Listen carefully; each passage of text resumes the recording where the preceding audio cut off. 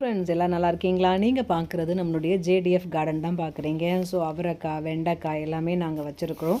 So இன்றைக்கி நம்ம என்ன பறிக்கிறோம் அப்படின்னு பார்த்தீங்கன்னா, நம்மளுடைய அவரைக்காய் தான்.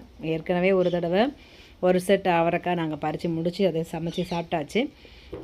இப்போ வந்து செகண்ட் டைம் நாங்கள் இப்போ பறிச்சிட்ருக்குறோம். ஸோ அதை பார்த்து கொஞ்சம் பறிக்கணும். நம்ம கொஞ்சம் வேகமாக பறிக்க ஆரம்பித்தோன்னா அதனுடைய பூக்கள்லாம் கீழே சிந்திரும்.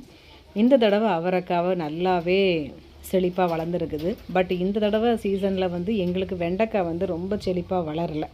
போன தடவை பார்த்திங்கன்னா வெண்டைக்காய் செடி சூப்பராக, அவரைக்காய் எல்லாமே சூப்பராக அழகாக வளர்ந்துருந்தது. பட் இந்த தடவை பனினால் அப்படின்னு சொல்கிறாங்க. சரி, ஓகே. மேலே ஒரு மாதிரி சாம்பல் நிறத்தில் தெரியுது இல்லையா? அது வேறு ஒன்றும் இல்லை, நம்மளுடைய அடுப்பு சாம்பல் தான். அது எதுக்காக போட்டிருக்கோம் அப்படின்னு பார்த்தீங்கன்னா, நம்மளுடைய பூச்சி தொல்லைகள், அந்த செடியில் வரக்கூடிய பூச்சி தொல்லைகள் இல்லாமல் இருக்கணும் என்பதற்காக தான் நாங்கள் போட்டிருக்கோம். இந்த கொய்யாவை ஏன் நான் துணி கட்டி போட்டிருக்கேன்னா, நிறைய குருவி அணிலெலாம் அதை சாப்பிட்டுட்டு போயிடுது. அதனால் ஒரு குறிப்பிட்ட ஸ்டேஜ் வந்தோன்னா நம்ம இந்த மாதிரி துணியை கட்டி போட்டுட்டோன்னா வேறு எந்த பேர்டோ இல்லைனா அணிலோ அதை சாப்பிட்டு தொல்லை பண்ணாது. அதுக்காக தான். Okay friends, bye bye.